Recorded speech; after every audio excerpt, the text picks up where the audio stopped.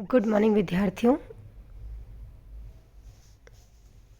समुद्र विज्ञान में आज का जो हमारा टॉपिक है वो है महासागरीय नित्तल उच्चावच, relief of the ocean basin.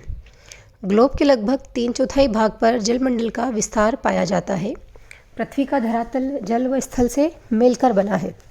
पृथ्वी धरातल का लगभग 71% भाग जल से तथा 23% भाग स्थल से ढका हुआ है। आकार तथा स्थिति की दृष्टि से जलमंडल को महासागर, महाद्वीपों के मध्य में स्थित सागर, लघु परावृत सागर तथा खाड़ियों में विभक्त किया गया है। दक्षिणी गोलार्ध में जल का आधिक्य 81% जल व 19% स्थल है तथा उत्तरी गोलार्ध में स्थल का आधिक्य है और जिसमें 54% भाग स्थल का और 46% भाग जल का है।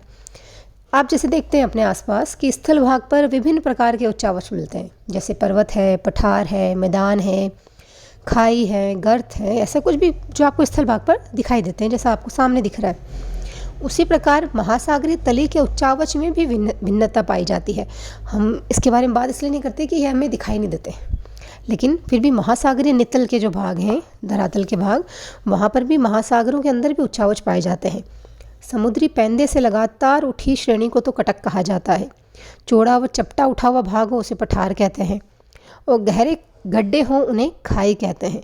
महाद्वीपीय किनारे से सागर की अतल गहराई तक ये मंडल क्रमशः महाद्वीपीय निमग्न तट, महाद्वीपीय मग्न ढाल, गहरा सागरीय मैदान तथा महासागरीय गर्त होते हैं।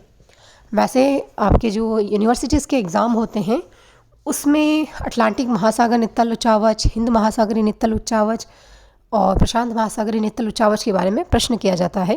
लेकिन अगर आप कोई कम्पिटिटिव एग्ज़ाम दे रहे हैं तो वहाँ ऑब्जेक्टिव क्वेश्चंस में महासागरीय नित्तल उच्चावचों की विशेषता भी आपको पता होनी चाहिए, क्योंकि उसके आधार पर भी 1-2 क्वेश्चन पुट अप होते हैं जिसमें आपको ये पता हो कि महासागरीय नित्तल उच्चावच में कटक क्या है, गर्त क्या है, सागरीय मैदान क्या है, मूल विशेषताएं, जो इनकी मूल विशेषताएं हैं कि वो क्या है।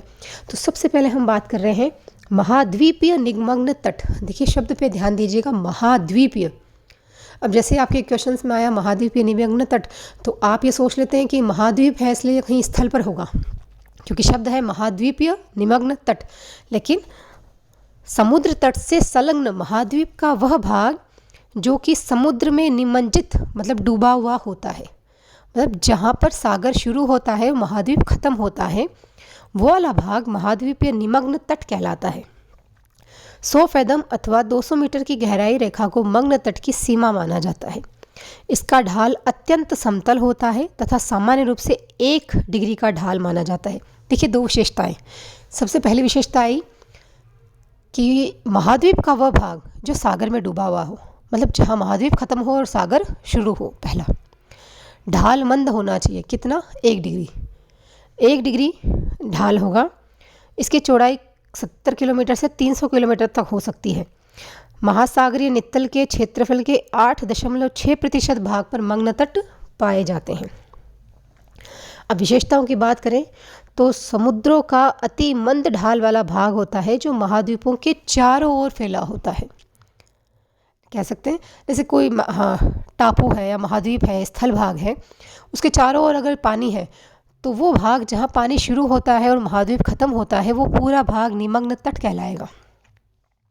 अब कई बार हम कहते हैं खड़ा ढाल, एकदम आप खड़े ढाल को निमग्न तट नहीं कहेंगे, वहाँ फिर दूसरी विशेषता लागू होगी कि दूसरी विशेषता यह है कि उसका ढाल 1 डिग्री या मंद ढाल होना चाहिए। खड़ा ढाल का मतलब है कि कितना भी हो सकता है, वहाँ खड़ा ढाल 90 डिग्री हो जाएगा। अगर 90 डिग्री हो जाएगा तो वो मग्न ढाल नहीं है, मग्न तट नहीं है। यह छिछला होता है। इसकी औसत गहराई 120 मीटर और अधिकतम गहराई 200 मीटर होती है। ढाल 1 डिग्री से 3 डिग्री तक होता है। इसमें वनस्पति, मछली आदि सूर्याताप से पनपते हैं जो मानव के लिए लाभप्रद होता है। अब निमग्न तटों पर कंकड़, पत्थर, बालू आदि का जमाव नदी हीन वायु द्वारा किया जाता है। इस पर नदी निर्मित डेल्टा पाए जाते हैं। संपूर्ण महासागरों के क्षेत्रफल के 8.6% भाग पर इनका विस्तार है। और अगर आप सर्वाधिक देखें तो अटलांटिक महासागर में 13.3% सर्वाधिक निमग्न तट है। महाद्वीपीय निमग्न तट की चौड़ाई में तट के अनुसार भिन्नता पाई जाती है। जिन तटों के पास खड़े पर्वत पाए जाते हैं वहाँ पर निमग्न तट कम चौड़ा होता है। देखिए दूसरी विशेषता। कि जिन तटों के पास खड़े पर्वत हैं पास में, वहाँ निमग्न तट कम चौड़ा होगा। ऑटोमेटिकली वहाँ ढाल बहुत ज़्यादा होगा, तो ढाल ज़्यादा होगा तो निमग्न तट की मास कम होंगे निमग्न तट वहाँ। जैसे भारत में आप पश्चिम तट देखें तो कम चौड़ा है, क्योंकि खड़ा ढाल है वहाँ पर। इसका मुख्य कारण है कि तट के समानांतर पश्चिमी घाट की अधिक ऊंचाई है। इसके विपरीत जिन तटीय भागों पर ऊंचे उठे हुए भाग नहीं पाए जाते, उनका निमग्न तट अधिक चौड़ा होता है, जैसे कि भारत का पूर्वी तट जहाँ ढाल मंद है। तो अगर महाद्वीप का किनारा खड़े ढाल का है तो निमग्न तटों की चौड़ाई कम होगी। अगर महाद्वीपों के किनारे मंद ढाल के हैं तो निमग्न तटों की चौड़ाई ज़्यादा होगी। ये एक पहली विशेषता है आपकी सामान्य महाद्वीपीय निमग्न तट। पहली बात की हमने। फिर हम बात कर रहे हैं महाद्वीपीय ढाल। दूसरा जो आएगा वो है महाद्वीपीय ढाल। जलमग्न तट मतलब निमग्न तट और गहरे सागरीय मैदान दोनों के मध्य तीव्र ढाल वाले मंडल को महाद्वीपीय मग्न ढाल कहा जाता है। फिर देखें, सबसे पहले वाला था महाद्वीपों का वह भाग जो समुद्र में डूबा हुआ हो, महाद्वीपीय निमग्न तट। अब महाद्वीपीय निमग्न तट और गहरे सागरीय मैदानों के मध्य में जो ढाल वाला भाग है, तीव्र ढाल वाला, उसे महाद्वीपीय मग्न ढाल कहा जाता है। निमग्न तट का अधिक ढाल वाला वह भाग जो कि गहरे सागर तक फैला होता है, महाद्वीपीय निमग्न ढाल कहलाता है। अब इसकी विशेषताओं की बात करें तो पहाड़ी तटों पर महाद्वीपीय ढाल अधिक और तटीय मैदानों के पास कम रहता है। इसका औसत ढाल कोण 5 डिग्री होता है। वहाँ कितना था? 1 डिग्री से 3 डिग्री। यहाँ ढाल होगा 5 डिग्री। मग्न ढाल पर जल की गहराई 200 से 2000 मीटर तक होती है। समस्त सागरीय क्षेत्रफल के केवल 8.5% भाग पर ही मग्न ढाल पाए जाते हैं। मग्न ढालों पर सागरीय निक्षेप का अभाव रहता है, क्योंकि खड़े ढाल के कारण उन पर मलबा टिक नहीं पाता। इनकी संरचना सियालिक महाद्वीपीय चट्टानों से हुई है और भ्रंशन के समय मग्न ढालों के ऊपर कुछ गहरी खाइयाँ तथा कंदराएं निर्मित हो जाती हैं, जिन्हें आप कटक कहते हैं। तीसरा है गहरे सागरीय मैदान। महाद्वीपीय ढाल के बाद गहरे सागरीय मैदान का विस्तार पाया जाता है। सागरीय मैदान महासागरीय नित्तल का सर्वाधिक विस्तृत मंडल है, जिसकी गहराई 3000 से 6000 मीटर तक होती है। समस्त सागरीय क्षेत्रफल के लगभग 80% भाग पर सागरीय मैदान का विस्तार पाया जाता है। तो अगर आप सर्वाधिक को स्थलाकृति कहें समुद्री तटों आंतरिक क्षेत्रों में, नित्तल क्षेत्रों में, तो सर्वाधिक है गहरे सागरीय मैदान। अब इनकी विशेषताओं में सागरीय मैदानों में कटक, गहरी खाई, द्वीप आदि पाए जाते हैं। इन विस्तृत सागरीय मैदानों पर सागरीय जीवों, पौधों तथा क्षारीय पदार्थों के निक्षेप, ज्वालामुखी उद्गार से प्राप्त पदार्थों के जमाव पाए जाते हैं। समुद्र तल के मैदान सबसे अधिकतम समतल भाग होते हैं।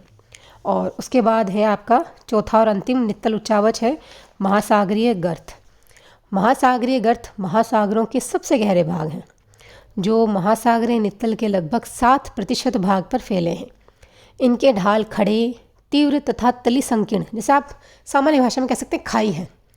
अगर स्थल पर होती तो हम उसे खाई कह देते हैं। ये नित्तल में है, महासागरीय नित्तलों में है, तो इसे आप गर्त कहते हैं वहाँ। इनकी स्थिति प्राय तट के सहारे पर्वतीय मेखलाओं के सामने मिलती है। द्वीपों के सहारे भी गहरी गर्त देखने को मिलती है। आकार की दृष्टि से महासागरीय गर्तों को 2 वर्गों में विभाजित किया जाता है। कम क्षेत्रफल वाले किंतु अधिक गहरे गर्त को खड्ड को गर्त कहते हैं, और लंबे खड्ड को खाई कहते हैं। मतलब जिसका क्षेत्रफल कम हो लेकिन गहराई बहुत ज़्यादा हो, उसे गर्त कहेंगे, और लंबी हो उसे हम खाई कह देंगे। महासागरों में कुल 57 गर्तों का पता लगाया गया है, जिनमें से 32 प्रशांत महासागर में, 19 अटलांटिक महासागर में, 6 हिंद महासागर में स्थित हैं।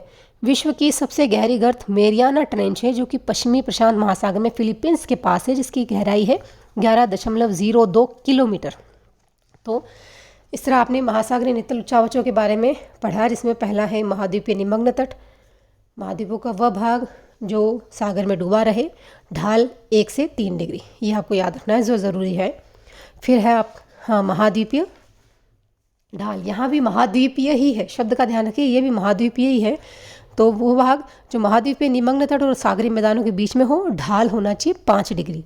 फिर है गहरे सागरीय मैदान, और अंत में है महासागरीय गर्त। धन्यवाद।